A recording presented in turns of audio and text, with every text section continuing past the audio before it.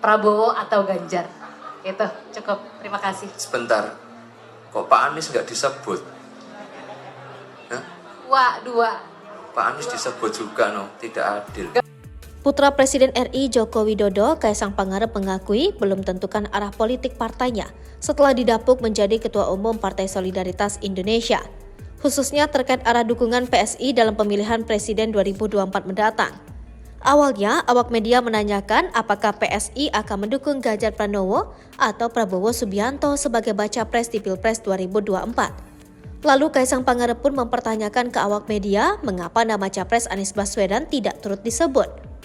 Prabowo atau Ganjar? Itu cukup, terima kasih. Sebentar, kok Pak Anies nggak disebut? Hah? Dua. Pak Anies disebut juga, tidak adil. Dia bahkan sempat meminta awak media bertanya untuk mengulangi pertanyaannya agar memasukkan nama Anies Baswedan.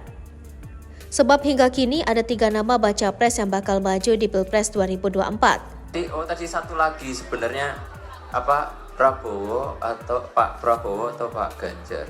Enggak, saya mau minta diulangi lagi karena baca presnya kan sekarang yang kuat ada 3, Pak Prabowo, Pak Ganjar atau Pak Anies, ngomong dulu gitu dong.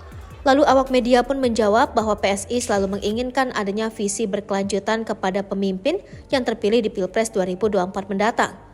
Lalu Kaisang pun akhirnya memberikan jawaban. Saya sama Pak Prabowo ya alhamdulillah dekat.